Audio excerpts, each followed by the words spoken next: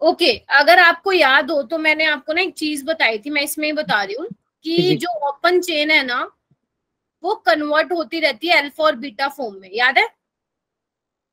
Cyclic form थी आपकी। Yes ma'am. है ना? और मैंने कहा था बीटा फॉर्म ज्यादा स्टेबल है, 64% मिलता है, और अल्फा फॉर्म मिलता है good evening Taslima. Alpha form 36% और ओपन चेन लेस देन 0.5%। ठीक है, तो बेसिकली बच्चे जो ये बेसिकली रोटेशन चेंज हो रही है, अल्फा से बीटा में जा रही है, इक्विलिब्रियम में है जो ये, इसको हम क्या बोलते हैं? म्यूटा रोटेशन बोलते हैं। तो आप एक काम करो, म्यूटा रोटेशन की ना डेफिनेशन लिखो। ठीक है, कई बार पूछ लिया जाता है, लिखो स्पॉन्टेनियस चेंज इन बेसिकली क्या होता है ना, रोटेशन भी चेंज होती है इनकी। मतलब अगर मैं बोलूं ये 1 डिग्री होता है, और इसका मेरे को याद नहीं है, मैं आपको देख के बताऊंगी। 52 पॉइंट समथिंग होता है ये, आई थिंक। ठीक है, आई एम नॉट श्योर, एक बार इसकी डेफिनेशन लिख लो, मैं आपको एग्जैक्ट डेटा बता दूंगी। ठीक है, लिख लो पहले definition. Spontaneous change in specific rotation,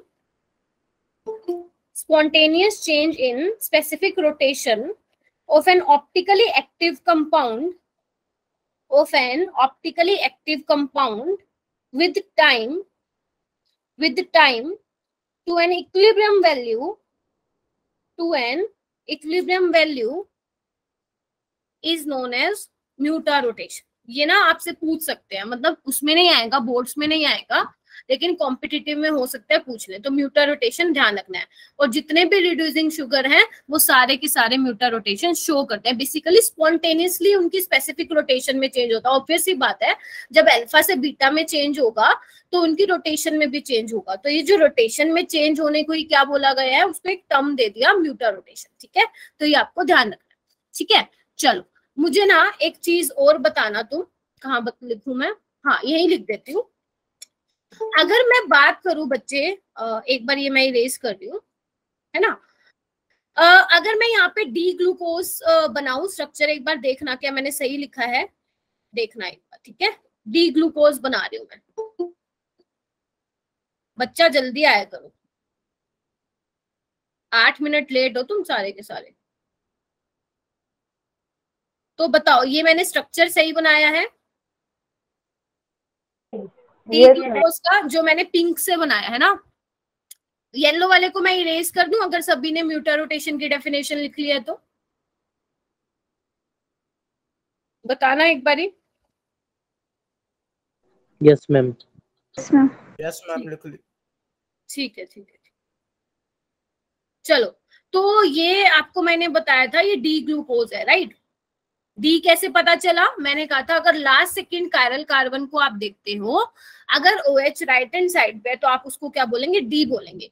तो L क्या होगा? L क्या होगा बच्चे? यहाँ पे क्या होगा? OH क्या आ जाएगा? लेफ्ट हैंड साइड पे आ जाएगा, है ना? यही होएगा ना? बताओ, हमने किससे इसको बेसिकली रेफरेंस यूनिट क्या ली थी हमारी? ग्लिसरॉल्डिहाइड ली थी, है ना? उसी से हमने कंपेयर करके बोला था, तो L ग्लूकोज होगा। अच्छा, मुझे एक चीज बताओ, बहुत इंपॉर्टेंट है, जो बाकी कार्बन है, लाइक देखो ना, 1 2 3 4 5, क्या 2 3 4 5 की जो क्या बोलते हैं कॉन्फ़िगरेशन है, क्या वो सेम रहेगी एल ग्लूकोज में? मतलब OH अगर यहाँ राइट पे है तो क्या एल ग्लूकोज में राइट में आएगा? बताओ, कभी पढ़ा है ये वाली चीज? नहीं पढ़ी क्या? अभी मेरी बात ध्यान से सुनना बिल्कुल।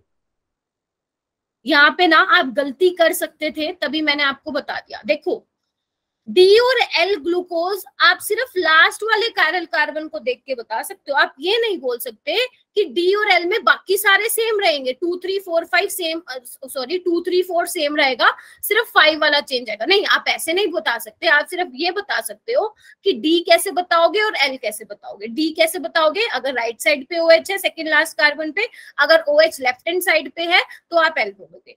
तो आपको बच्चे ध्यान रखना है, जो डी और एल ग्लूकोज होते हैं वो आपस में मिरर इमेजेस होते हैं। तो यहाँ पे लिख लेना, ये पॉइंट बहुत इंपॉर्टेंट है। मुझे लग रहा है इस बार ये क्वेश्चन आएगा, एक बार आया था उसके बाद नहीं आया, और ये बहुत इंपॉर्टेंट क्वेश्चन बनता है, तो इसको एक बार लिख लो। क्या है ये आपस में? बच्चे ध्यान से देखोगे ना तो आपको मिरर इमेजेस दिखेंगे, दिख रही हैं? yes, तो आप लिखो डी एंड ग्लूकोज क्या है, mirror images of each other, जिसको आप इनेंशियोमर भी बोलते हो, mirror images of each other, जिसको आप इनेंशियोमर भी बोलते हो, ठीक है। और जो अगर मैं बात करूं डी और डी की, मतलब अगर मान लो आपके पास दो डी हैं तो वो होते हैं डाइस्टीरियोमर। मैंने याद है ना सुबह बताया था, C1 एनोमर बताया था, C2 एपीमर बताया था, C4 एपीमर। yes, मैम आपने बताया आपस में डाइस्टीरियोमर थे। लेकिन अगर डी ग्लूकोज है और एल ग्लूकोज है तो ध्यान रखना वो क्या होंगे, मिरर इमेजेस, ठीक है। कहीं पता चले आप लोग इस वाले को तो चेंज करा दो और बाकी उसको एज इट इज रखो, नहीं, ठीक है। तो ये वाला पॉइंट नोट डाउन कर लेना। अब मेरी तरफ से कार्बोहाइड्रेट कंप्लीट हो गया, ओके मैडम। चलो अभी मैं आ रही हूँ अपना उस पे क्या नाम है, अमाइनो एसिड्स पे। कहाँ गया अमाइनो एसिड्स? एक बार के लिए तो मैं डर जाती हूँ, ये ओपन बोर्ड का ना पता नहीं चलता, डिलीट कर देता अपने आप ये चीजें। चलो ठीक है, चलो तो अमाइनो एसिड प्रोटीन से ही मिलके बने होते हैं ना। तो देखो ना प्रोटीन्स क्या होते हैं आपके, अमाइनो एसिड्स ही होते हैं। तो देखो एक बार जल्दी से एनसीईआरटी की लाइनिंग रीड कर लेते हैं। तो क्या लिखा हुआ है इन्होंने, proteins are the most abundant biomolecule. ध्यान से सुनते जाना, ये कंप्लीट करवा दूंगी मैं आज। अगर ध्यान से सुनोगे तो सारा समझ में आएगा, थोड़ा सा भी इधर उधर देखा ना तो गया फिर ये सारा अमाइनो एसिड। तो प्रोटीन्स क्या है बच्चे, are the most abundant biomolecules of the living system. Chief sources आपको दे रखे हैं कहाँ कहाँ पे होता है प्रोटीन, मिल्क में, चीज में, pulses, peanut, fish meet etcetera. They occur in every part of body and form the fundamental basis of structure and function of life. They are also required for growth and maintenance of body. The word protein is derived from Greek word proteos, which means primary or of prime importance. And ये देखो, all proteins are polymer of alpha amino acid. अगर आप amino acids को जोड़ दोगे, अगर आप बहुत सारे अमीनो एसिड को जोड़ दोगे तो वो क्या बन जाएंगे, आपके प्रोटीन बन जाएंगे. तो प्रोटीन पॉलीमर्स हैं और अमीनो एसिड्स क्या हैं बच्चे आपके, बताओ, मोनोमर हैं. तो मैं क्या यहाँ पे लिख दूं ये वाली लाइन कि अमीनो एसिड्स क्या हैं तुम्हारे बच्चे, मोनोमर हैं. और इन्हीं मोनोमर यूनिट को कंबाइन करके क्या बनते हैं, प्रोटीन बनते हैं. तो आवाज आ रही है क्या सभी को, प्रोटीन क्या है, पॉलीमर है. Yes ma'am. Yes ma'am. Yes ma'am. ठीक है यार, ये लिख दो, प्रोटीन्स के नीचे ऐसे लगा के एरो लगा के मोनोमर्स ऑफ अमीनो एसिड्स. ठीक है. अच्छा, तो अमीनो एसिड्स बच्चे आपको अलग अलग मिलते हैं. अल्फा अमीनो एसिड्स भी होते हैं, बीटा अमीनो एसिड्स भी होते हैं, गामा अमीनो एसिड्स भी होते हैं, डेल्टा अमीनो एसिड्स भी होते हैं. लेकिन हमें उसका कोई काम दाम नहीं है यहाँ पे, हमें सिर्फ मतलब है अल्फा अमीनो एसिड से. जितने भी आप यहाँ पे अमीनो एसिड्स में आपको सिखाऊंगी, आप देखना वो सारे के सारे अल्फा हैं. अल्फा कैसे बोलोगे, देखो COH क्या है, एसिडिक ग्रुप है, इसके साथ वाला कार्बन क्या होता है, अल्फा होता है. और अल्फा पोजीशन पे क्या लगा हुआ, NH2, इसलिए इसको क्या बोला गया, अमीनो एसिड्स. यहाँ पे NH2 ग्रुप है और एसिडिक ग्रुप है, इसी को क्या बोला गया, अमीनो एसिड्स. और यहाँ पे R कुछ भी हो सकता है, यहाँ पे RH भी हो सकता है, यहाँ पे R आपका एल्काइल ग्रुप भी हो सकता है, यहाँ पे R एराइल ग्रुप भी हो सकता है. उसके अकॉर्डिंग आपके अलग अलग अमीनो एसिड्स बनेंगे जो आपको लर्न करने ही पड़ेंगे, आपके पास कोई ऑप्शन नहीं है. जब आप अपने बोर्ड्स का एग्जाम देने जाओगे बेशक छोड़ जाना, लेकिन कॉम्पिटिटिव एग्जाम के जब अपीयर होगे तो आपको सारे अमाइनो एसिड्स के बारे में पता होना चाहिए. मतलब एटलीस्ट आइडिया होना चाहिए कि इसका स्ट्रक्चर ये होता है. मैं ये नहीं कह रही बिल्कुल रट्टा मार लो, रट्टा मारने की बिल्कुल जरूरत नहीं है, बस थोड़ा सा माइंड में ध्यान रखना जरूरी है. ठीक है, आगे चलो. Yes ma'am. चलो, उसके बाद बच्चे कुछ प्रॉपर्टीज हैं अमाइनो एसिड्स की, तो वो आपको पता होनी चाहिए. वैसे इतना नहीं पूछा जाता, उसमें आ सकता है, आपके बोर्ड्स में आ सकता है. मैं आपको बताते हुए चलूंगी आपके बोर्ड्स के लिए भी क्या क्या इंपॉर्टेंट है. तो कलरलेस होते हैं अमाइनो एसिड्स, कोई कलर नहीं होता, बिल्कुल व्हाइट कलर के होते हैं. ठीक है. क्रिस्टलाइन सॉलिड होता है, बिल्कुल ऐसे क्रिस्टल्स की तरह दिखते हैं. वाटर सोल्यूबल होते हैं. वाटर सोल्यूबल क्यों होते हैं, हाइड्रोजन बॉन्डिंग की वजह से होते हैं. ठीक है. High melting and boiling point होता है, क्यों होता है, क्योंकि आयनिक इन नेचर होता है. अभी मैं आपको ज्विटर आयन के बारे में बताऊंगी. ठीक है. उसके बाद जो फिफ्थ वाला पॉइंट है वो क्या, बिहेव लाइक अ सॉल्ट. ठीक है, सोल्ट की तरह बिहेव करते हैं. सोल्ट का मतलब समझते हो क्या, नेगेटिव और पॉजिटिव चार्ज एडजेसेंट पोजीशन पे अगर आप करते हैं तो उसको हम सोल्ट बोलते हैं. ठीक है. तो यहीं से ही हमारा क्या आया, यहीं से देखा गया कि जो अमाइनो एसिड्स हैं वो क्या बनाते हैं, ज्विटर आयन बनाते हैं, या आप बोल सकते हो डाइपोलर आयन। डाइपोलर का मतलब दो पोल, पॉजिटिव और नेगेटिव, ठीक है। तो ये क्या आपका सिंपल एक अमाइनो एसिड से, मैंने यहाँ पे आपको बताया नहीं है कि यहाँ पे मैंने कौन सा अमाइनो एसिड लिया, ग्लाइसिन लिया, एलानिन लिया, वेलिन लिया, कुछ नहीं बताया, जस्ट। और अगर मेरी स्पीड ज्यादा लगे तो बता देना, है ना, अगर मेरी स्पीड ज्यादा लगे तो बता देना। मैंने यहाँ पे आर लिखा है ना, अभी मैंने कुछ स्पेसिफिक मेंशन नहीं किया कि ये वाला अमाइनो एसिड है। तो बच्चे देखो यहाँ पे क्या होगा, थोड़ा ऑर्गेनिक है, समझने की कोशिश करना। अब अपन ना ऑर्गेनिक की तरफ चल पड़े हैं, ठीक है, तो ध्यान से थोड़ा सा समझने की कोशिश करना। तो नाइट्रोजन के पास क्या है बेटा, लोन पेयर है ना, और इसके पास क्या है, COH के पास H है। तो ये क्या करेगा, देखो ना, ये लोन पेयर इस H को ले सकता है, बोलो ना, बताओ, क्योंकि नाइट्रोजन के पास जो लोन पेयर है वो अवेलेबल है ना फॉर डोनेशन। तो NH2 यहाँ पे अपना बेसिक बिहेवियर दिखा रहा है, तो इसने H को ले लिया और ये बॉन्ड ऐसे ब्रेक कर गया, है ना। तो क्या बन गया आपका, देखो एक्वस सॉल्यूशन में ये हो रहा है, अपने आप हो रहा है ये, ठीक है, क्योंकि यहाँ पे क्या प्रेजेंट है बच्चे आपका, यहाँ पे क्या प्रेजेंट है आपका, NH2 प्रेजेंट है, अमीन ग्रुप प्रेजेंट है, कार्बोक्सिल ग्रुप प्रेजेंट है।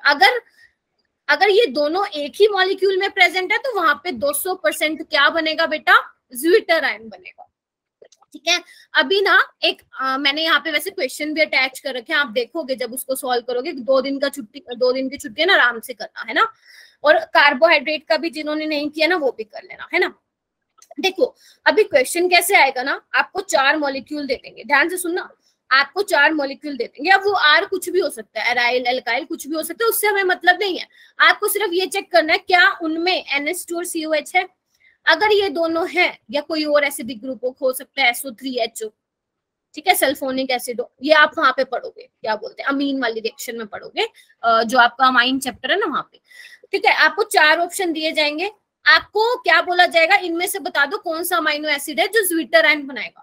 आपको सिर्फ ये चेक करना है कि उस मॉलिक्यूल में NH2 और COH प्रेजेंट है, अगर है तो वो पक्का ज्विटर आयन बनाएगा। और ध्यान रखना, वो नाइट्रोजन के पास जो लोन पेयर है ना वो अवेलेबल होने चाहिए फॉर डोनेशन, मतलब कहीं वो रेजोनेंस में पार्टिसिपेट नहीं करना चाहिए। अगर वो रेजोनेंस में पार्टिसिपेट कर गया तो फिर वो भैया ये वाले लोन पेयर H के पास जाके अटैक नहीं करेंगे। क्या मेरी बात समझे तुम, या फिर से समझाऊं, क्या ये मेरी बात समझे या फिर से समझाऊं, बोलो। मैम समझे, आ गया। क्या बोला मैंने, Yes, कौन ma'am, एक्सप्लेन समझ गए। करेगा? पर फिर से बता दीजिए, थोड़ा डाउट है। हाँ जी, भूमिका क्या बोल रहे हो? एक बार बार फिर से बता दीजिए, थोड़ा सा डाउट है इसमें। ठीक है, ये बताएंगी, कौन एक्सप्लेन करेगा, मुझे बताओ, कौन साम्या है क्या यहाँ पे,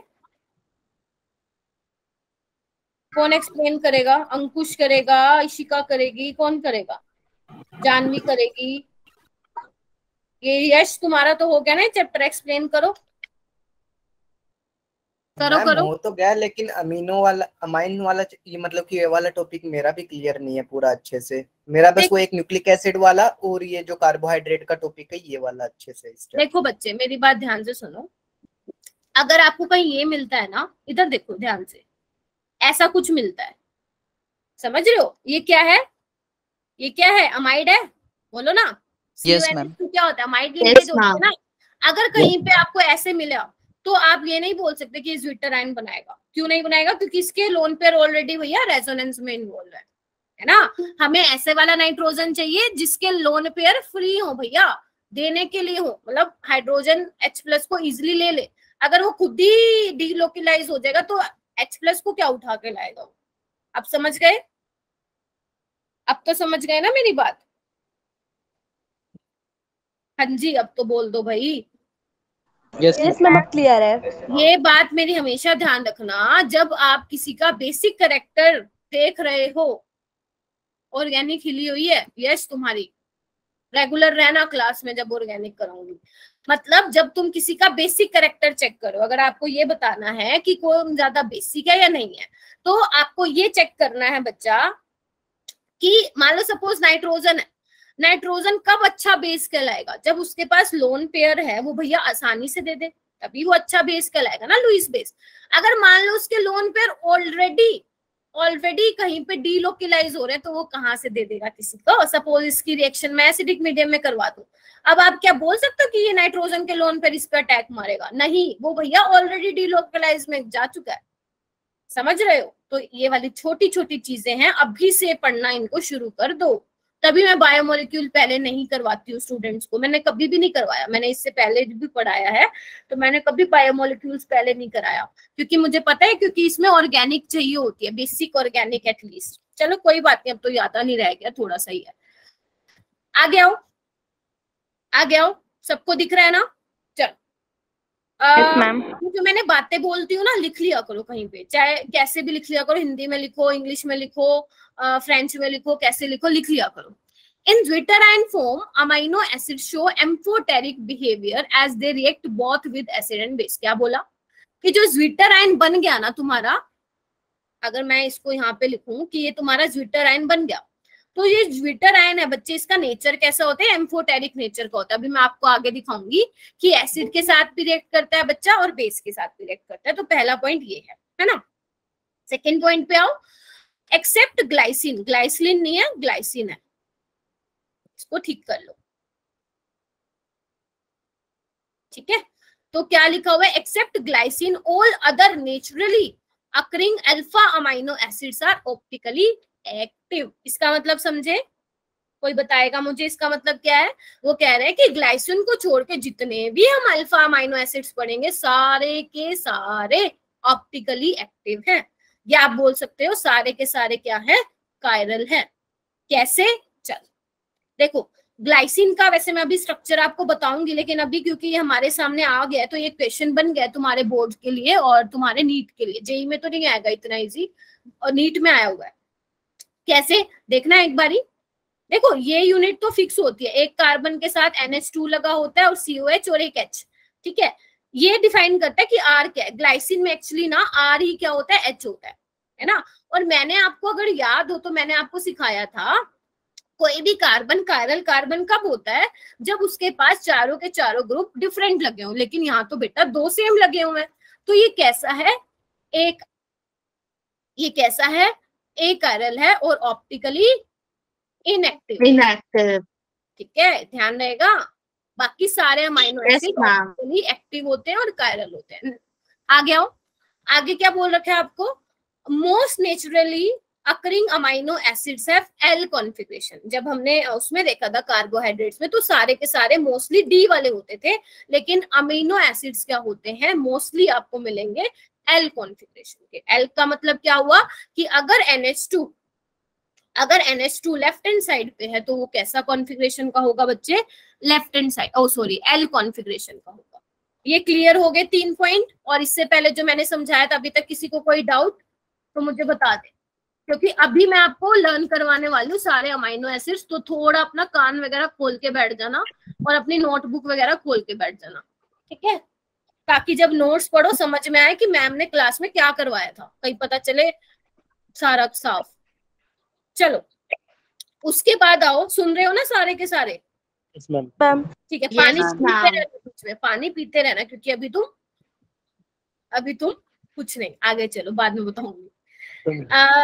अभी देखो क्या है क्लासिफिकेशन ऑफ अमाइनो एसिड्स, है ना। क्या लिखा हुआ है? एक बार एनसीईआरटी का है ये, इसको रीड कर लेते हैं फटाफट से। अमाइनो एसिड्स को बच्चे क्लासिफाई किया हुआ है बेसिकली एज एसिडिक, बेसिक और न्यूट्रल, है ना। 3 कैटेगरी में डिवाइड किया हुआ है, एसिडिक, बेसिक, न्यूट्रल। डिपेंड किस पे करता है कि अमाइनो एसिड कौन सा है। तो बच्चे अगर तो ध्यान से देखो, equal number of amino and carboxyl group, मतलब अगर मान लो 2 NH2 ग्रुप लगे हैं और 2 COH ग्रुप लगे हुए हैं, तो उसको हम बोलते हैं न्यूट्रल है, उसको हम क्या बोलते हैं? न्यूट्रल है। अगर ज्यादा वो भी मैं समझाऊंगी, टेंशन मतलब भी समझाऊंगी। अगर ज्यादा अमाइनो ग्रुप लगे हुए हैं, यानी कि अगर NH2 ग्रुप ज्यादा है कार्बोक्सिल से, तो हम उसको बोलते हैं बेसिक। अगर ज्यादा कार्बोक्सिल ग्रुप है तो हम उसको क्या बोलते हैं बच्चे? एसिडिक। क्लियर है? आगे मैं इसके वो भी बताऊंगी स्ट्रक्चर, जब हम सीखेंगे ना कैसे इसको समझना है। ओके, उसके बाद आगे देखो क्या लिखा हुआ है? The amino acids which can be synthesize in body, जो बॉडी में ही सिंथेसाइज होते हैं उनको बोलते हैं नॉन एसेंशियल अमाइनो एसिड्स, और जो हमें डाइट के थ्रू लेने पड़ते हैं बच्चे, उनको बोलते हैं हम एसेंशियल अमाइनो एसिड्स, ठीक है। तो टोटल हम ना बच्चे यहाँ पे टोटल हम यहाँ पे 20, वैसे तो टोटल 23 है। एक मिनट मैं फिर भी चेक कर लेती हूँ ना, गलत नहीं होना चाहिए।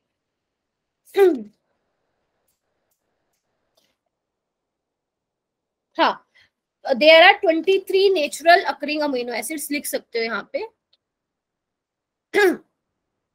There are 23 natural occurring amino acids, है ना। अभी ना आपके एनसीईआरटी के बुक में है टोटल 20। अभी आपके एनसीईआरटी में अगर देखोगे तो टोटल 20 अमीनो एसिड्स हैं। तो हम एनसीईआरटी के अकॉर्डिंग चलते हैं फिलहाल, है ना। 3 हो गए होंगे और डिस्कवर। तो देखो ना, 10 यहाँ पे होते हैं एसेंशियल और 10 होते हैं आपके नॉन एसेंशियल। तो हमें ये लर्न करना पड़ेगा।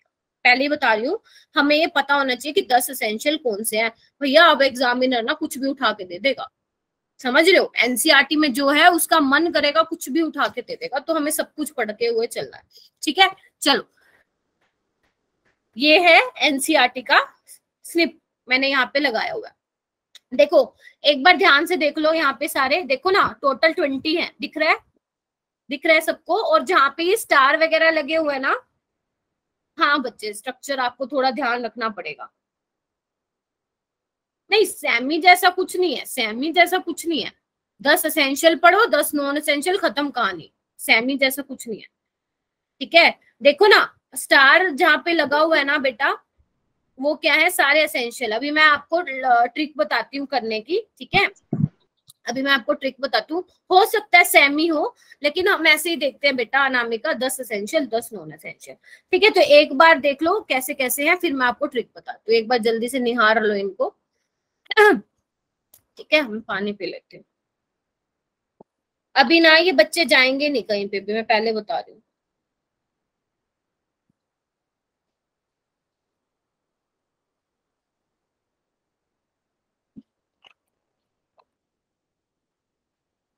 निहार लिया, चलो आगे चलो। ट्रिक टू रिमेम्बर इन एसेंशियल अमीनो एसिड्स।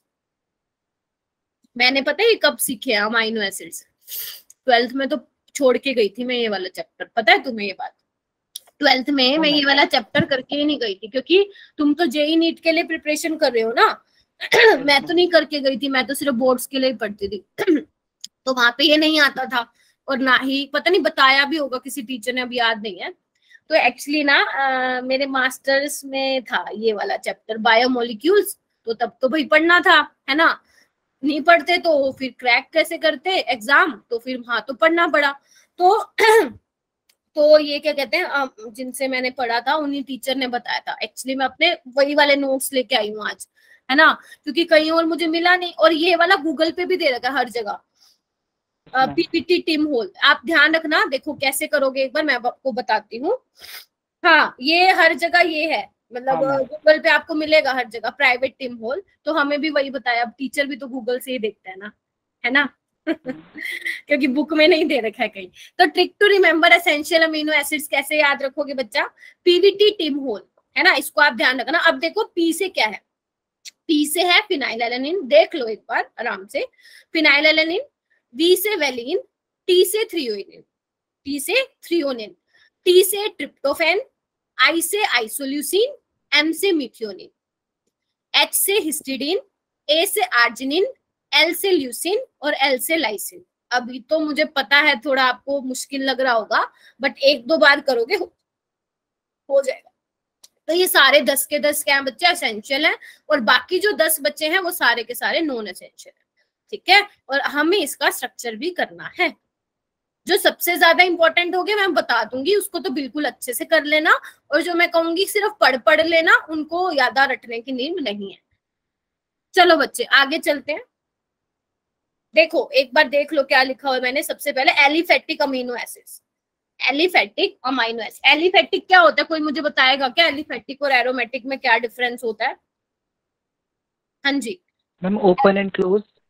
हाँ देखो ना, एलिफेटिक में कोई चेन नहीं होती है, जबकि आपका जो एरोमेटिक होता है उसमें आपका बेंजीन रिंग होता है ना, बना होता है। तो देखो ना कैसे याद रखोगे। सबसे पहले हम ये ध्यान से देखना, मैं सच बोल रही हूँ, ध्यान से देखना वरना कुछ पल्ले नहीं पड़ेगा। एलिफेटिक अमीनो एसिड्स को कैसे ध्यान रखोगे, ग्लेशियर्स, इसकी तो ट्रिक भी मुश्किल है, मुझे तो इसकी ट्रिक भी इतनी बकवास लगती है, बट क्या करूं, ये एक मिला मुझे। ग्लेशियर्स इन अलास्का विक्टोरियसली लोकेट आइसोलेटेड पोलर्स। क्या बोल दिया ने, ग्लेशियर्स एक दो बार लगेगा मुश्किल, फिर हो जाएगा।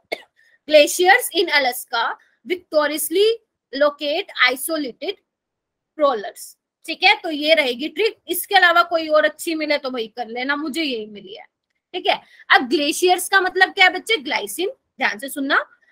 एला मतलब अलास्का, मतलब ये वो वाला वो नहीं है, क्या बोलते हैं वो, एलेक्सा नहीं, एलेक्सा से भी कर सकते हो अगर याद आता तो तुम्हें। एलानिन, विक्टोरियसली वैलिन है, लोकेट से ल्यूसिन है, आइसोलेटेड से आइसोल्यूसिन है, प्रोलर से प्रोलिन है। हो गया, हो गया याद, बताओ हो गया क्या याद, या मुश्किल लग रहा है? सो तो नहीं गए मैम थोड़ा टाइम लगेगा। नो मैम याद हो गया। देखो अभी ना अपने मन में रिवाइज करो। ग्लेशियर्स इन अलास्का विक्टोरियसली लोकेट आइसोलेटेड रोलर्स, बस खत्म, ठीक है, करना ही पड़ेगा, है ना। चलो अभी ना हम इसके स्ट्रक्चर देखते हैं। देखो अगर आप एक चीज नोटिस कर रहे हो ना, मैंने यहाँ पे ये वाली चीज तो सब में कॉमन बना रखी है कि एक कार्बन पे एक H है, NH2 और COH, देखो ना सब पे देख पा रहे हो सारे, एक कार्बन पे COH है, NH2H, कार्बन पे NH2 COH, सब में सेम है, ठीक है। जो ये नीचे वाला पोर्शन मैंने खाली छोड़ा सिर्फ वहां पे चेंज आएगा, याद है ना मैंने ये बताया था, R वाले पोर्शन में चेंज आएगा। R जैसे जैसे चेंज करोगे उसके अकॉर्डिंग तुम्हारा अमाइनो एसिड भी चेंज होता जाएगा, ठीक है। करें आगे। आज तो मैं तुम्हारी 10 साढ़े 10 तक क्लास लूंगी, कल अपनी छुट्टी है, मजे से सोएंगे रात को, तो अभी पढ़ते हैं, है ना। चलो देखो बच्चे, ग्लाइसिन में क्या होता है, यहाँ पे H होता है, इजी है ये, इसको याद करना मुश्किल नहीं है, जल्दी बताओ। और सबके कायरल कार्बन भी देखते जाना बेटा, क्या क्या है कायरल कार्बन पे क्वेश्चन है, कायरल कार्बन पे क्वेश्चन आए हुए हैं तुम्हारे अमाइनो एसिड से। एलिनिन में क्या होता है, H को हटा के CH3 लगा दो, ठीक है, बताओ यहाँ पे क्या करोगे। वैलिन में क्या करोगे, 3 H है, एक H को ऐसे ही रखो और 2 H को रिप्लेस करके बच्चे क्या लगा दो CH3 लगा दो क्या लगा दो, CH3। ल्यूसिन में क्या है, ध्यान से सुनते जाओ, ल्यूसिन में एक एक्स्ट्रा कार्बन आ जाएगा बस, CH2, ठीक है, CH2 C, और एक H को हटा के CH3 लगा दो। पहले जल्दी से इसको माइंड में बिठा लो, फिर मैं आगे चलती हूँ।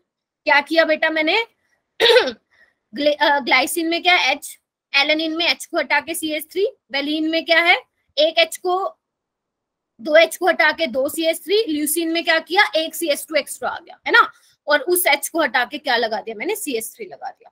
क्लियर हुआ, बताओ बताओ बताओ। Yes ma'am. Yes ma'am.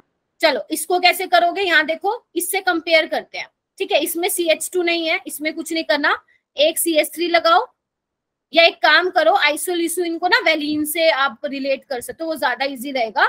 दोनों CH3 एज इट इज रहने दो, और H की जगह क्या लगाओगे, एक सेकेंड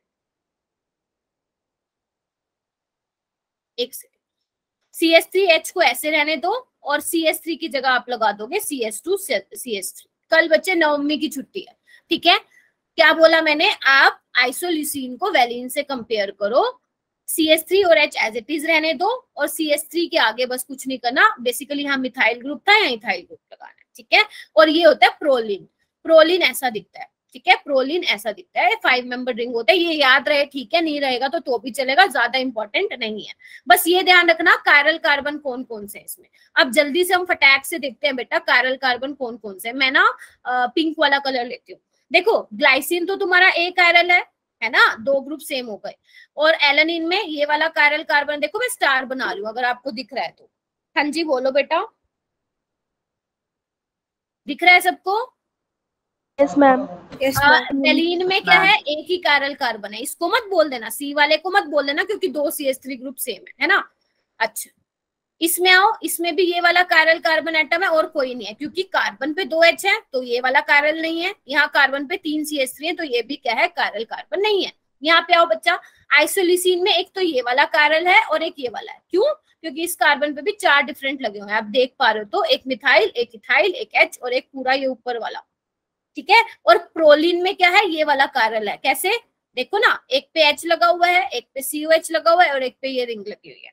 ये आप इसको भी देख सकते हो ऐसा, एक पे COH, एक पे H, और यहाँ पे जाओगे तो C, यहाँ पे जाओगे तो नाइट्रोजन। तो ये भी क्या है बच्चा, कायरल है। क्योंकि क्वेश्चन आया हुआ है इसलिए मैं आपको साथ साथ बताते चलो। क्लियर हो गया ये सारा? नहीं, क्योंकि अभी टाइम लगेगा आपको, तो एक दो बार आपको रिवाइज करना पड़ेगा। तो आप रात को सोने से पहले एक बार इसको रिवाइज करके सोना। आगे चलो, अभी हमें देखना है एरोमेटिक अमाइनो एसिड्स कौन से। तो इसके लिए क्या ट्रिक है, pine and timber are trees. क्या बोला मैंने, pine and timber are trees. ठीक है, तो देखो ना कैसे करोगे, ये सब कुछ सेम है, ये वाली जगह चेंज होगी। तो यहाँ पे आपको कुछ नहीं करना, फिनाइल एनालिन है यानी कि एक फिनाइल होगा यहाँ पे। देखो ना, एलेनिन क्या था, सिंपल है, एलेनिन पता चल गया ना, एलेनिन क्या था, CH3 था। अभी क्या है, फिनाइल एलेनिन है, तो एक H हटा के फिनाइल लगा दो, बस खत्म। ठीक है, ये क्या, टायरोसिन, बिल्कुल सेम डिट्टो फिनाइल एलेनिन जैसा होगा, बिल्कुल डिट्टो। बस सिर्फ एक फर्क आएगा, यहाँ पे आप OH लगा देंगे, यहाँ पे आप OH लगा देंगे, ये बन गया आपका टायरोसिन, है ना। इसको मत करना याद, ट्रिप्टोफेन को याद मत करना।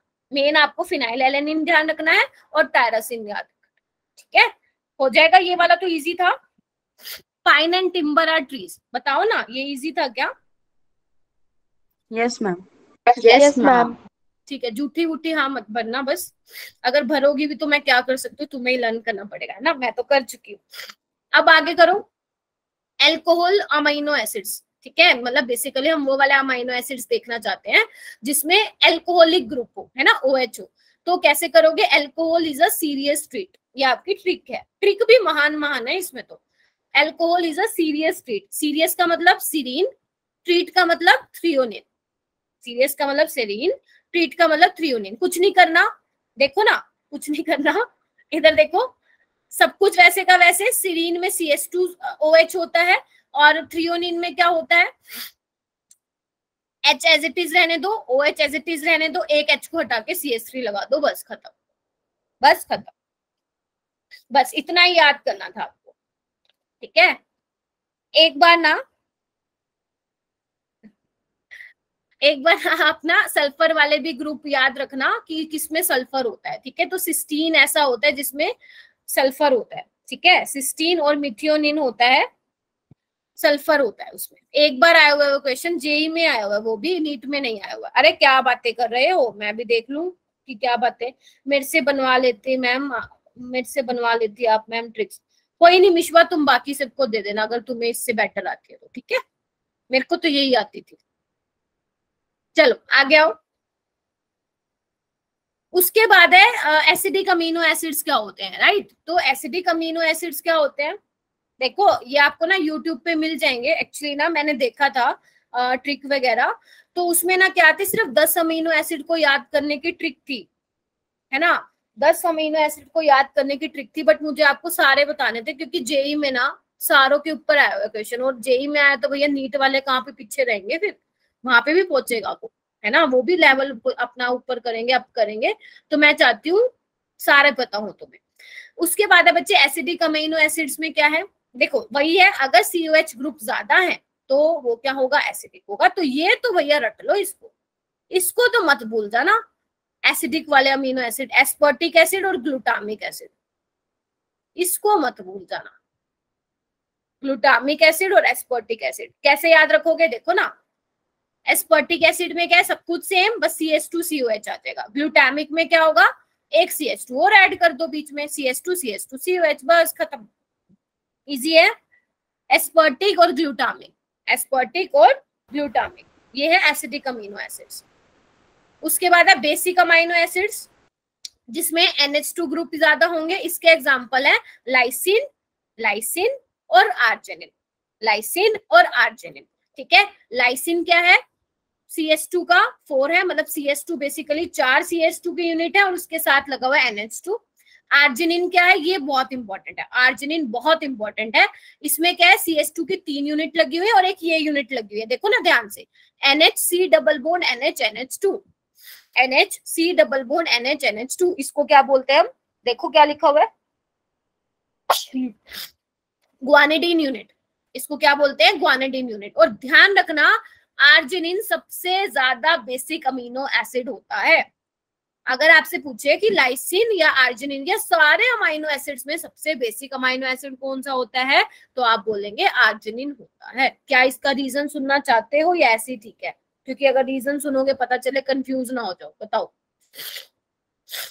मैम सुनना चाहते हैं। चलो भाई, समझ में आए तो ठीक है, वरना कोई वो नहीं है, दिक्कत वाली बात नहीं। इधर देखो, बेसिक का मतलब क्या होता है? जो इलेक्ट्रॉन दे सके, है ना। तो यहाँ देखो, यहाँ पे देने वाला ये है और ये है ना, और यहाँ पे भी देने वाला ये है और यहाँ पे भी हम देखते हैं कैसा है। तो देखो ना, इधर ये नाइट्रोजन क्या करेगा, डीलोकलाइज में पार्टिसिपेट करेगा, डीलोकलाइजेशन में, और ये भी भैया अपना डीलोकलाइजेशन में पार्टिसिपेट करेगा। यानी कि ये वाला नाइट्रोजन भी इस वाले के ऊपर नेगेटिव चार्ज इलेक्ट्रॉन डेंसिटी बढ़ा रहा है और ये वाला नाइट्रोजन भी इसके ऊपर इलेक्ट्रॉन डेंसिटी बढ़ा रहा है। लेकिन इसमें भैया कोई ऐसा ग्रुप नहीं है इलेक्ट्रॉन डेंसिटी बढ़ाने वाला, तो कौन ज्यादा बेसिक हो गया? बताओ बताओ, यही हो गया? समझ में आया क्या या ऊपर से गया? हाँ मैम आ गया। देखो ना, उसने क्या किया, इन दोनों नाइट्रोजन ने डीलोकलाइजेशन करके इस पे इलेक्ट्रॉन डेंसिटी बढ़ा दी का मतलब ज्यादा अवेलेबल है ना फॉर डोनेशन, जबकि इसके पास कोई ऐसा ग्रुप नहीं है इसका इलेक्ट्रॉन डेंसिटी बढ़ाने वाला। ठीक है, तो ध्यान, ठीक है, ओके। और वैसे भी इसके ऊपर नेगेटिव चार्ज आएगा, इसके पास लोन पेयर है, तो ध्यान रखना नेगेटिव चार्ज जैसे ही आएगा ना तो वो अपना चार्ज फटाक से न्यूट्रलाइज करवाएगा, तो वही पहले रिएक्ट करेगा। ठीक है, ओके। उसके बाद देखो, ये मैंने स्टार में क्या लिखा हुआ है, या मैंने स्टार में लिखा हुआ है all amino acids are alpha amino acids except proline. क्या लिखा है? All amino acids are alpha amino acids except proline. देखो कैसे, इधर देखो, मैं दोबारा प्रोलिन का स्ट्रक्चर दिखा रही हूँ आपको। इधर आओ, यहाँ पे ध्यान से देखो, क्या कहीं पे आपको दिख रहा है, क्या कहीं आपको दिख रहा है ये अल्फा अमीनो एसिड से नहीं है? देखो ना, ये अल्फा कार्बन है, बीटा है, देख पा रहे हो? प्रोलिन आपका अल्फा अमाइनो एसिड्स नहीं है, अमाइनो एसिड नहीं है। इतना क्लियर हुआ? किसी को कोई डाउट है तो बोलो। किसी को कोई डाउट है तो बोलो। ठीक है, इसकी प्रैक्टिस कर लेना बेटा। क्या नाम है इनकी, और ध्यान रखना कायरल कार्बन का ध्यान रखना। ठीक है, आइसोल्यूसिन में 2 कायरल कार्बन एटम है, बाकी सब में एक है, ग्लाइसिन में एक भी नहीं है। ग्लाइसिन इज अकायरल और optically inactive, while all other amino acids are optically active and chiral in nature. ठीक है, proline are not alpha amino acids, rest of the amino acids are alpha amino acids. चलो आगे चलो। हाँ, और arginine ध्यान रखना मोस्ट बेसिक है। आगे आओ, अब यहाँ पे आ जाओ। अभी आपका अमाइनो एसिड खत्म नहीं हुआ है। ठीक है, अभी देखो, मैंने आपको बताया था ना ज्विटर आयन एम्फोटेरिक नेचर का होता है, वो एसिड के साथ भी रिएक्ट करता है और बेसिक के साथ भी करता है। तो देखो बेटा, क्या लिखा हुआ है यहाँ पे, यहाँ से क्वेश्चन आया हुआ है, यहाँ से क्वेश्चन आया हुआ है। Depending upon the pH of solution, pH मतलब बेसिकली अगर आप पीएच चेंज करोगे ना, तो आपका जो ज्विटर आयन है, यानी कि जो ये वाला है आपका ज्विटर आयन, वो 3 डिफरेंट फॉर्म में एग्जिस्ट करता है। क्या बोला मैंने? अगर आप पीएच को कम ज्यादा करोगे तो आपका ज्विटर आयन जो है 3 डिफरेंट फॉर्म में एग्जिस्ट करता है। ठीक है, तो पहली फॉर्म देखो कैसा है, इधर देखो पहले ध्यान से, ये वाली फॉर्म है ना, RCHNH2CO नेगेटिव, है ना। तो आप टेंशन ना लो, वो आपको अगर क्वेश्चन पूछेंगे तो आपको बना के देंगे सब कुछ, सिर्फ कंसेप्ट देखो। देखो यहाँ पे क्या हुआ है, CO नेगेटिव है और NH2 है। ठीक है, तो मान लो मैंने इसमें क्या किया, पीएच को कम कर दिया, सॉरी हाँ, पीएच को मैंने कम कर दिया, बेसिकली H+। आपको पता है ना पीएच कम करने का मतलब क्या, H+ कंसंट्रेशन बढ़ाना, पता है ना ये चीज? बोलो। Yes ma'am. क्योंकि पीएच क्या होता है, माइनस लोगरिथम ऑफ H+ होता है ना। तो पीएच कम करने का मतलब क्या है, H+ को बढ़ाना। ठीक है, तो यहाँ पे देखो आप, जैसे आप H+ की कंसंट्रेशन बढ़ाओगे, आपको डिसाइड ये करना है क्या ये NH2 जाके बेटा अटैक मारेगा इसके ऊपर, या ये O नेगेटिव जाके अटैक मारेगा। तो सोच के बताओ कौन अटैक मारेगा, NH2 या CO नेगेटिव? थोड़ा अपना GOC यूज करो GOC यूज, फिर नहीं तो मैं बताती हूँ। NH2 जाके अटैक मारेगा H+ को, OH को मत देखो, वो अभी दूसरी कंडीशन है, वो बेसिक कंडीशन है, अभी H+ पे ध्यान दो। NH2 जाके अटैक मारेगा CO नेगेटिव, बताओ। NH2 करेगा, क्योंकि आपने यहाँ देख लिया। वो क्यों करेगा?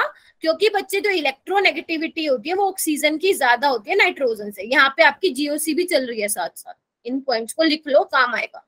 क्योंकि ऑक्सीजन की इलेक्ट्रोनेगेटिविटी है ज्यादा नाइट्रोजन से, और जिसकी इलेक्ट्रोनेगेटिविटी ज्यादा है तो भैया वो इलेक्ट्रॉन को अपने आप पास खींच के रखेगा, है ना। जबकि नाइट्रोजन की as compare to oxygen electronegativity कम है, तो उसके कंपैरिजन में ज्यादा जल्दी अपने इलेक्ट्रॉन पेयर दे देगा। तो यहाँ पे कौन अटैक करेगा, यहाँ पे अटैक करेगा नाइट्रोजन, है ना। नाइट्रोजन अटैक करेगा और क्या बना लेगा, देखो ना क्या बनाया, NH3+। सबको क्लियर हो गया इतना, बोलो हाँ जी, क्लियर हो गया क्या? चलो ठीक है, अच्छा ठीक है, आगे चलो।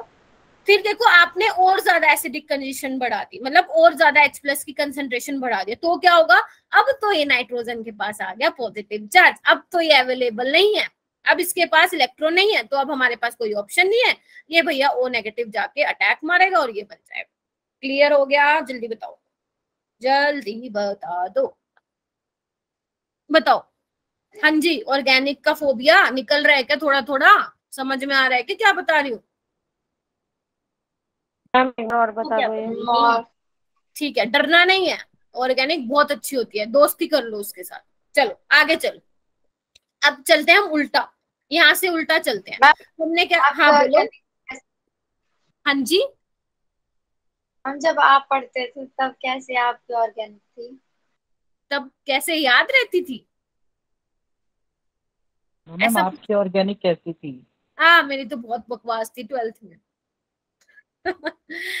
मैं नहीं चाहती कि तुम्हारी भी हो, मतलब कहने का मतलब है, मेरे को सब पता था कि पेपर में कैसे क्वेश्चन पूछने वाले हैं, तो मैं वैसे ही अपनी प्रिपरेशन कर गई थी, लेकिन मेरा कंसेप्ट वाइज थोड़ा हिली हुई थी मैं, मतलब तब पता नहीं था ना क्या होता है ऑर्गेनिक, बाद में सीखी हूँ मैं तो ऑर्गेनिक, जब मैंने अपनी ग्रेजुएशन की थी ना तब से सीखने लगी हूँ मैं ऑर्गेनिक में चीजें, है ना। लेकिन मैं चाहती हूँ आप लोग अभी से सीख लो, मेरी वाली गलती ना यस हो, मैम।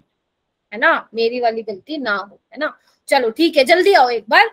मैम आपको हो गई गलती, हाँ जी, 12th पास आउट हो गया तो गलती हो चुकी है। कोई बात नहीं, अभी नहीं होगी, जब हम GOC करेंगे, है ना। एक एक Yes, ma'am. कंसेप्ट का तुम्हारे माइंड में बिठाना है मुझे। आगे चलो, यहाँ पे देखो क्या है, अभी हम उल्टा चल रहे हैं। OH- का मतलब क्या है, बेसिकली तुम बेसिक कंडीशन बढ़ा रहे हो, और तुम्हें पता है बेसिक कंडीशन का मतलब क्या होता है। अब बेस है, बेस को क्या चाहिए, बेस को क्या चाहिए, एसिडिक प्रोटोन चाहिए, याद है एसिड बेस रिएक्शन बहुत फास्ट होती है, तो एसिडिक प्रोटोन ये रहा बेटा, ये रहा, फटाक से लेगा इसको, क्या बना देगा, CO-।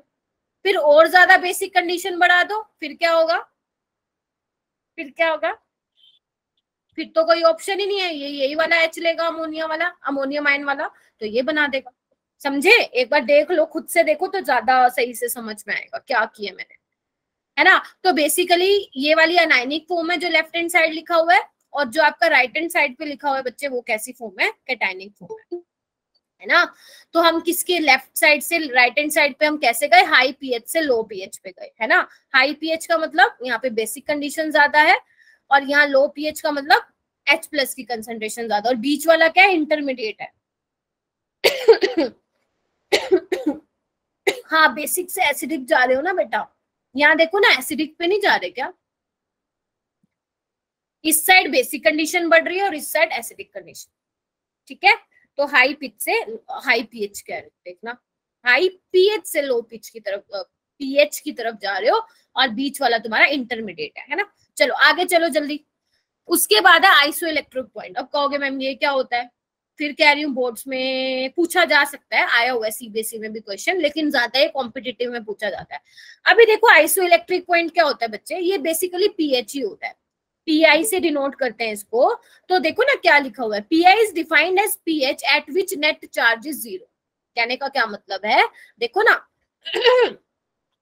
सोच के देखो, अगर मान लो मैं तुम्हें कोई सॉल्यूशन दे, है ना, सॉल्यूशन में कुछ रेजिन पड़ा है, कुछ भी पड़ा है, सपोज किसी का भी सॉल्यूशन है, और मैं सॉल्यूशन में ना तुम्हें डाल दूं कैथोड और एनोड डाल दूं, और ये सॉल्यूशन डाल दूं ये वाला, तो तुम मुझे बताओगे क्या कि अगर मैं ये एनायनिक फॉर्म डालूंगी तो ये किस तरफ माइग्रेट करेगा, एनोड की साइड माइग्रेट करेगा, कैथोड की साइड माइग्रेट करेगा, बताओ। एनोड की साइड माइग्रेट करेगा, क्योंकि एनोड पे हम जनरली क्या पढ़ते हैं, पॉजिटिव चार्ज होता है ना, बताओ ना, थोड़ा रिस्पॉन्स करो। Yes ma'am. है ना। और जबकि अगर मैं केटाइनिक की बात करूं तो केटाइनिक वाला कहाँ जाएगा, कैथोड की तरफ जाएगा, है ना, ये पढ़ते हैं ना। मैं उसकी बात नहीं करी, इलेक्ट्रोकेमिकल सेल में तो हम उल्टा पढ़ते हैं जनरली। होता क्या है, इलेक्ट्रोलिटिक सेल जैसी कंडीशन होती है, ठीक है। तो अभी पीआई क्या है, पीआई बच्चे वो पीएच है जिसपे नेट माइग्रेशन जो होता है चार्ज का वो 0 होता है, यानी कि जो ज्विटर आयन है, देखो ना यहाँ पे प्लस और माइनस है, दोनों है ना।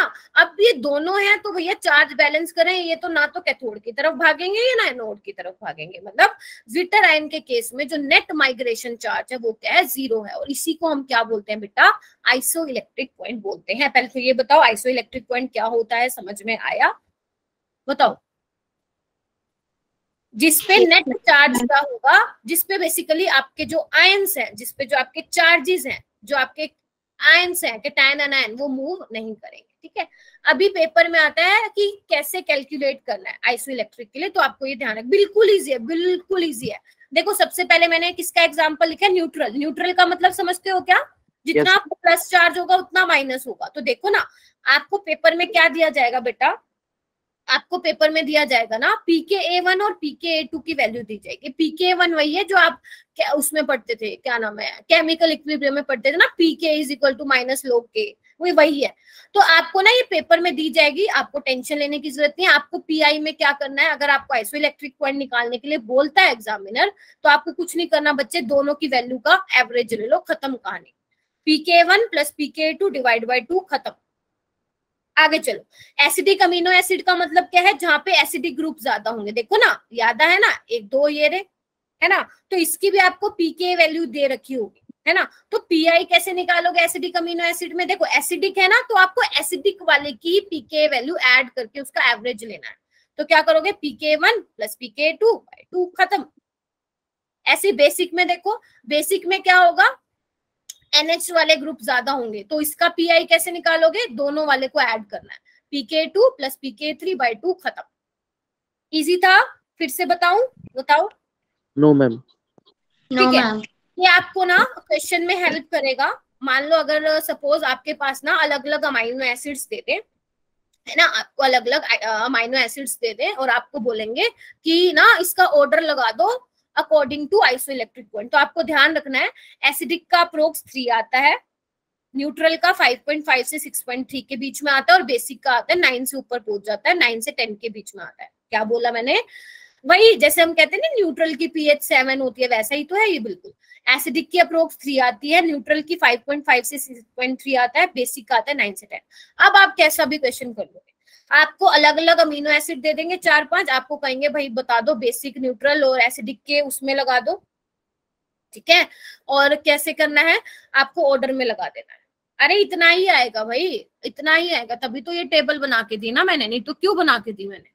एसिडिक में कभी भी नहीं पहुंचेगा 3 से ऊपर, देख लेना निकाल के बेशक, ठीक है। तो आपको चाहे कोई भी अमाइनो एसिड दे दे, आप उसका पीआई के अकॉर्डिंग बता सकते हो सकता है आपको पीआई की वैल्यू ऑलरेडी आपको दे दे, तो आप क्या बता सकते हो, एसिडिक, न्यूट्रल और बेसिक बता सकते हो। अगर 3 के आसपास है तो वो एसिडिक अमीनो एसिड होगा, न्यूट्रल है तो 5.5 6.3 के बीच में होगा, और बेसिक है तो 9 to 10 होगा।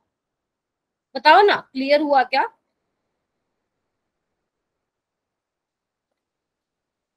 हाँ जी, 4 एग्जिस्ट नहीं करेगा, 4 मतलब,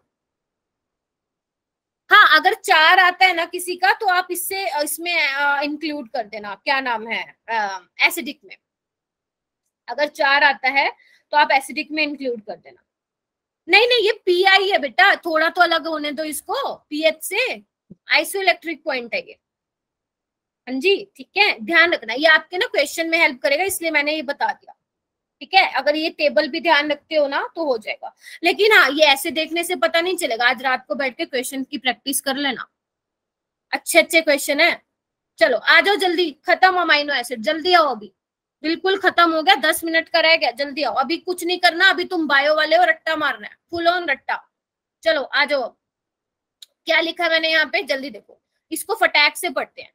You have already read, पढ़ो मेरे साथ, you have already read that proteins are the polymers of alpha amino acid। जहां पे भी लगे मैम दिक्कत हो रही है वहां पे रोक देना।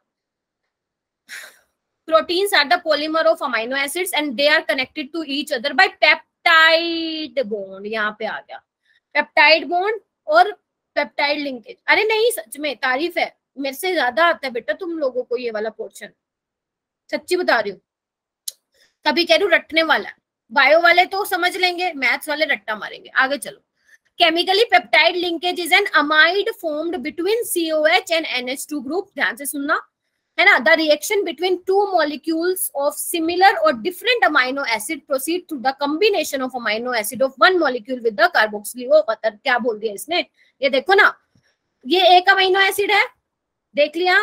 इधर देखो, मैं पेन का कलर चेंज करती हूँ। ये एक अमाइनो एसिड है, ये एक अमाइनो एसिड है ना। ये क्या है, ग्लाइसिन है, और ये क्या है, एलेनिन है। जब आपने दोनों अमाइनो एसिड को कंबाइन किया तो ध्यान रखना, लेफ्ट वाले देखो, इधर देखो ध्यान से, ये है, यहां से निकलता है पानी, यहां से निकलता है पानी, और ध्यान रखना जो लेफ्ट लिखा होगा वहां से OH निकलता है बच्चे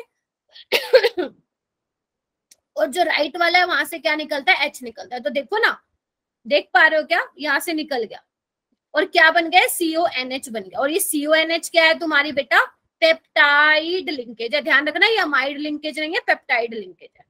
कहीं पता चले अमाइड लिंकेज बोला हो इसको, है ना। अमाइड लिंकेज तब बोलते हैं जब अमाइड होता। अब पेप्टाइड लिंकेज क्यों बोलते हैं, क्योंकि लेफ्ट एंड राइट साइड हमारे पास अमाइनो एसिड होना चाहिए, इसलिए इसको पेप्टाइड लिंकेज बोलते हैं।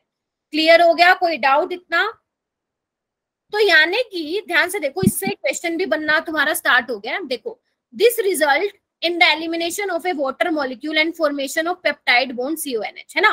The product of the reaction is called dipeptide। इसको क्या बोलते हैं, डाइपेप्टाइड। क्या बोलते हैं बच्चा, डाइपेप्टाइड। क्यों डाइपेप्टाइड क्यों बोलते हैं, क्योंकि दो अमाइनो एसिड यूज हुए हैं, ठीक है। अगर 3 अमाइनो एसिड यूज होते तो उसको बोलते हैं ट्राइपेप्टाइड, है ना, because it is made up of 2 amino acid. For example when glycine, ये मैंने आपको बता दिया। आगे चलो, if a third amino acid combine to dipeptide, उसको बोलते हैं हम ट्राइपेप्टाइड, है ना। ट्राइपेप्टाइड में कितने होंगे बच्चा, 3 अमाइनो एसिड। ध्यान रखना, डाइपेप्टाइड में अमीनो एसिड तो 2 हैं, लेकिन पेप्टाइड लिंकेज कितनी है, जल्दी बताओ। मैम 2। पेप्टाइड लिंकेज हम एक बेटा, देखो ना, 2 अमाइनो एसिड, पेप्टाइड लिंकेज तो यही है ना। क्या नाम है, इशिका, मैम। ठीक है। तो ध्यान रखना, कंफ्यूज मत होना। डाइपेप्टाइड मतलब 2 अमाइनो एसिड, पेप्टाइड लिंकेज मतलब 1, ठीक है। ट्राइपेप्टाइड मतलब 3 amino acid, 2 peptide linkage. Tetrapeptide मतलब 4 अमाइनो एसिड, 3 पेप्टाइड लिंकेज, ठीक है। और पेंटा मतलब क्या बताओगे, पेंटापेप्टाइड मतलब कितने अमाइनो एसिड, जल्दी बताओ। 5 अमीनो एसिड। और पेप्टाइड लिंकेज 4। ठीक है। अच्छा, यहाँ पे देखो, यहाँ पे एक क्वेश्चन बन रहा है तुम्हारा नीट का। A polypeptide with more than 100 amino acid, मतलब पॉलीपेप्टाइड बेसिकली क्या होता है, जिसमें 10,000 से ज्यादा उसका मास होता है। लेकिन कुछ पॉलीपेप्टाइड ऐसे हैं जिनमें ये चीज जो है एप्लीकेबल नहीं है। एग्जाम्पल क्या है बच्चे, इंसुलिन। ध्यान रखना, इंसुलिन आपका पॉलीपेप्टाइड है, लेकिन भैया इसमें सिर्फ 51 अमाइनो एसिड्स है। नहीं तो पॉलीपेप्टाइड में कितने हैं, 1000 से ज्यादा जो है अमाइनो एसिड होते हैं। लेकिन एक ये एकलौता ऐसा केस है इंसुलिन जो कि पॉलीपेप्टाइड है लेकिन 51 अमाइनो एसिड है। ये आपका क्वेश्चन है जेई का और एनसीईआरटी का, सॉरी जेई का और नीट का, और आपका सीबीएसई का भी है, और सीयूईटी का तो चलेगा, सब में आता है ये वाला क्वेश्चन। अच्छा, अब एक बात मुझे सोच के बताओ, बायो में भी है। हाँ जी, क्या बोलो बेटा। मैम ये इंसुलिन वाला क्वेश्चन बायो में भी है, मैच्योर इंसुलिन। अच्छा, चलो, मेरे को तो नहीं आती बेटा, चलो सही है।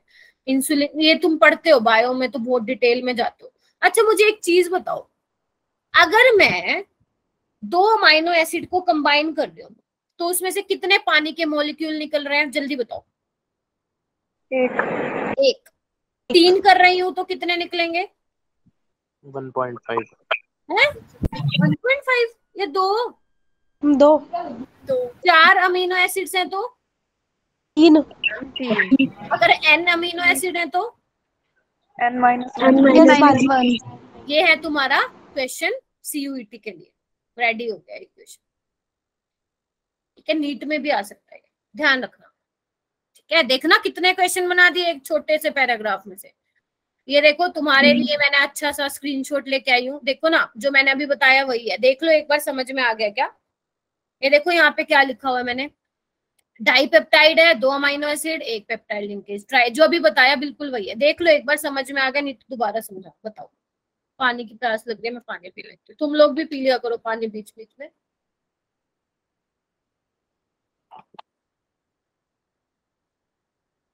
आगे समझ चलूं?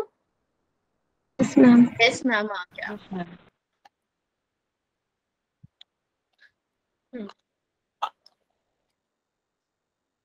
अंकुश, जानवी कहाँ हो? Yes, ma'am. अच्छा मेरे को लगा सो गए। चलो No, ma'am. जानवी सोती है क्लास में, उससे पूछना। ये देखो क्लासिफिकेशन ऑफ प्रोटीन्स, देखो ना इसमें कुछ भी नहीं है, तुम्हें कुछ भी नहीं करना।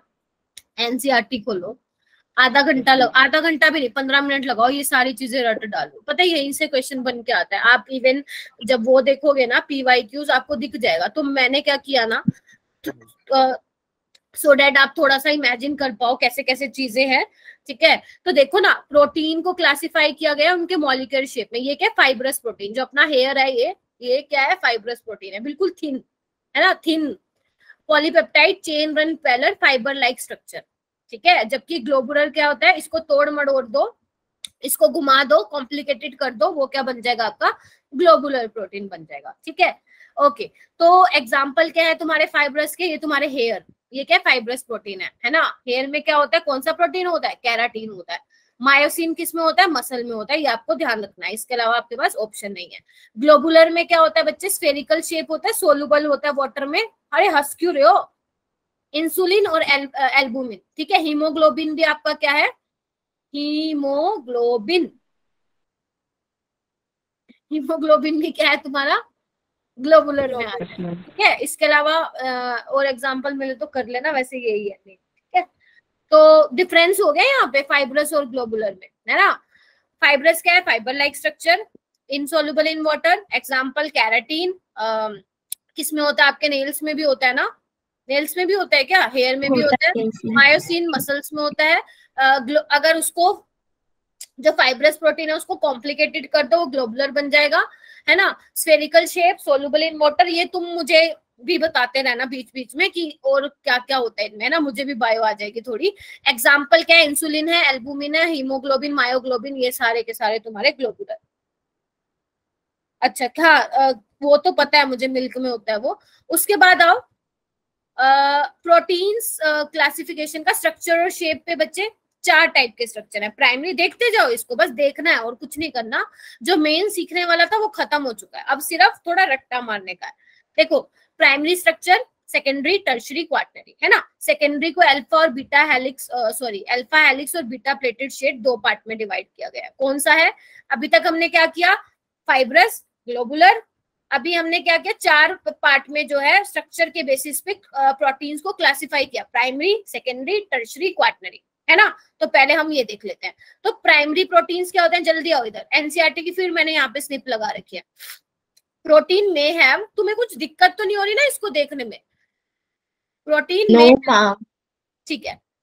प्रोटीन्स में हैव 1 और मोर पॉलीपेप्टाइड चेन। तुम्हें पता है प्रोटीन्स में तो 1 से ज्यादा ही होगी पॉलीपेप्टाइड चेन, क्योंकि ऑब्वियस ही बात है, पॉलीमर है ना।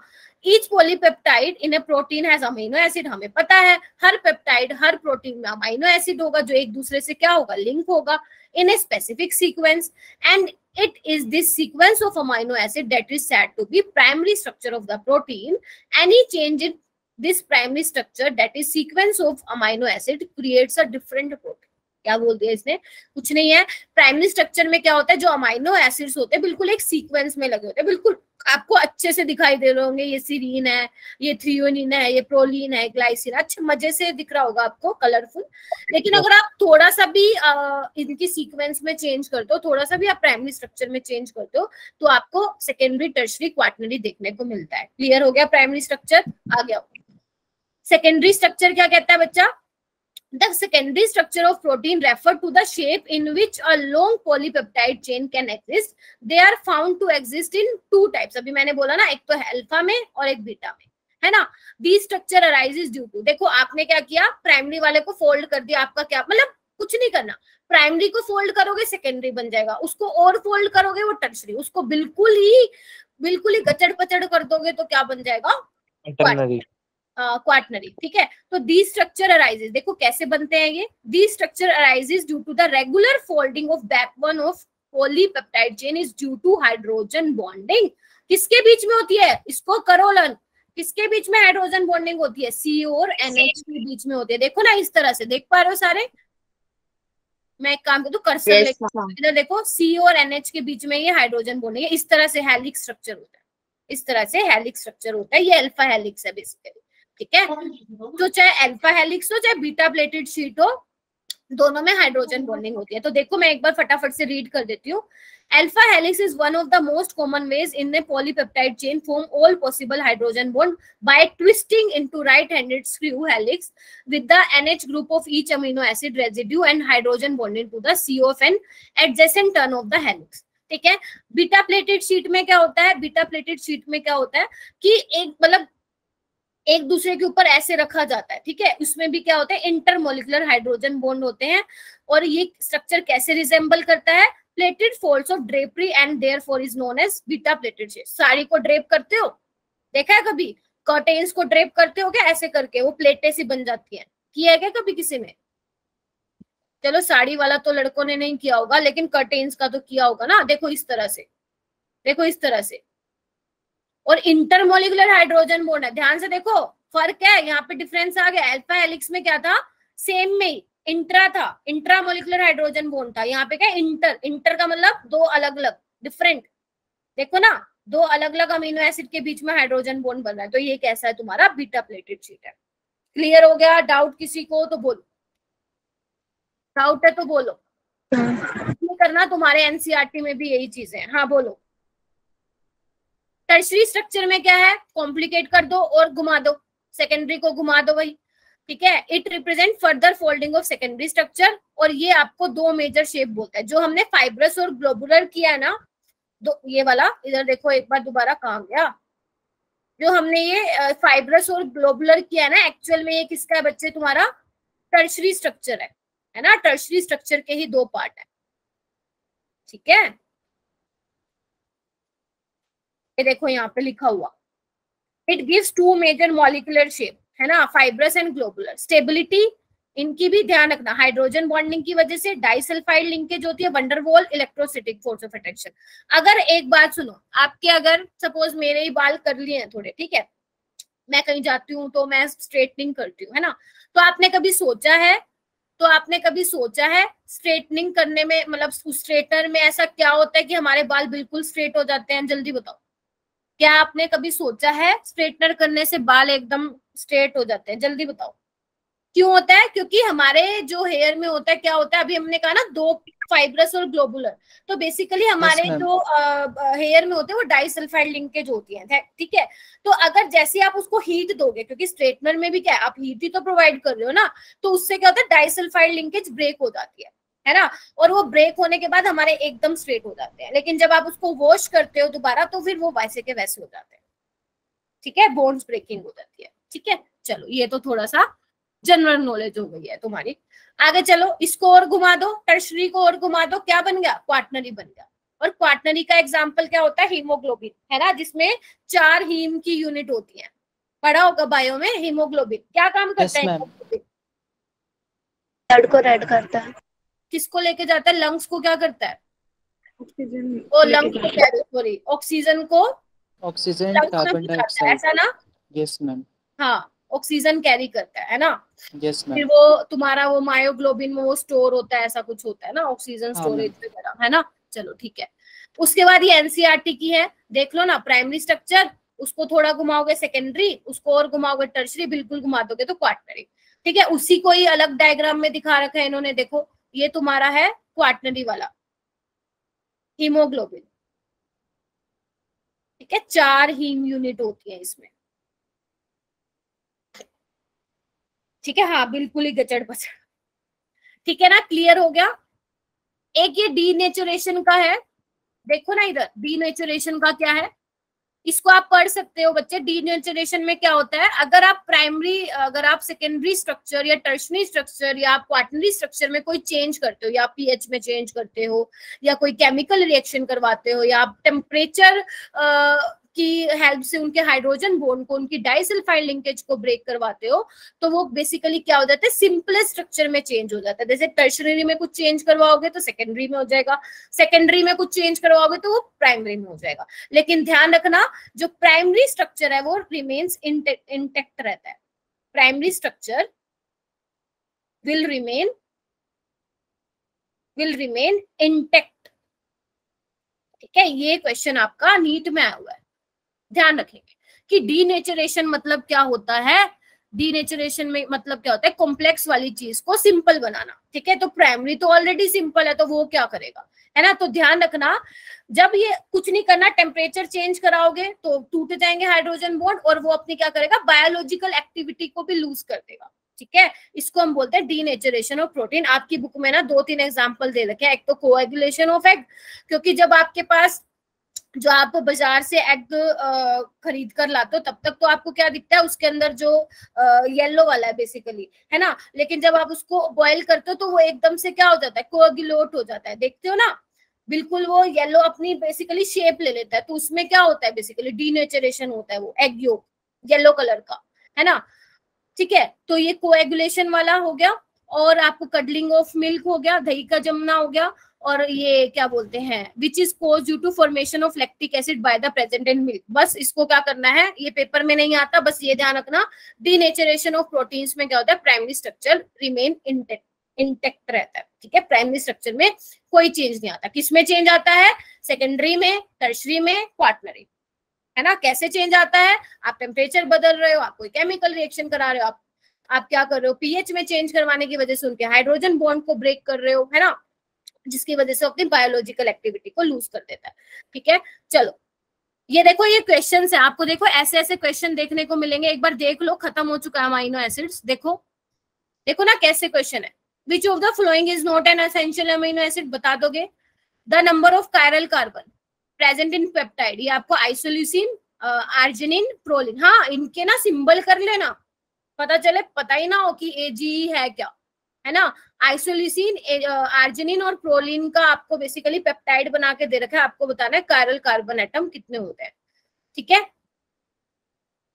ओके, ये देखो सारे आप कर लोगे। ठीक है, जो नहीं आएगा पूछ लेना। अच्छा बच्चे, एक चीज ना और यहाँ पे लिख लेना, जो आपका अमाइनो एसिड्स होते हैं उनके लिए ना 3 टेस्ट होते हैं, जो बेसिकली जैसे हम कार्बोहाइड्रेट्स की डिटेक्शन के लिए कौन सा टेस्ट करते थे, मोलिस टेस्ट करते थे, राइट। इनको इनके डिटेक्शन के लिए कौन सा करते हैं, लिख लो। देखो याद ही करना पड़ेगा, पेपर में आया हुआ है, याद रहेगा तो 4 नंबर मिल जाएंगे, नहीं याद रहा तो कटवा के आ जाना। एक तो होता है बायरेट टेस्ट, एक होता है, एक और मुझे स्पेलिंग देखनी पड़ेगी, BIURET, एक होता है ज़ैंथोप्रोइटिक टेस्ट, ये आपको ध्यान ही रखना पड़ेगा। एक होता है ninhydrin test, ninhydrin test, purple colour का, वॉलेट पर्पल का कॉम्प्लेक्स मिलता है आपको। ये आया हुआ है 4 बार पेपर में, जेई में आया हुआ है 4 बार। ठीक है, तो प्लीज कर लेना, याद रहेगा तो 4 नंबर मिल जाएंगे, नहीं रहेगा तो कटवा देना, फिर क्या कर सकते हैं। ठीक है, याद रहेगा। हाँ जी सामिया, बच्चा आज इतनी लेट। मैम मैं भूल गई थी। ठीक है, अच्छा भूल गए थे, 7:45 के आसपास करी थी शायद मैंने, 8:45 के आसपास। चलो जो क्वेश्चन आपको इनमें नए लगे ना वो मुझे बता देना, मैं वो सॉल्व कर दूंगी। लेकिन आपके पास 2 दिन का टाइम है, आज और कल, सॉरी कल और परसों का। मुझे जितने भी डाउट है इससे रिलेटेड, या तो ग्रुप में करना मैसेज, नहीं तो पर्सनली कर देना। वैसे ग्रुप में कर देना, हो सकता है बाकी बच्चे तुम्हारा आंसर कर दें, ठीक है, तो उसमें कर देना ग्रुप में। ओके, और क्या करना है तुम्हें, बस तुम्हें कार्बोहाइड्रेट के, एक सेकेंड,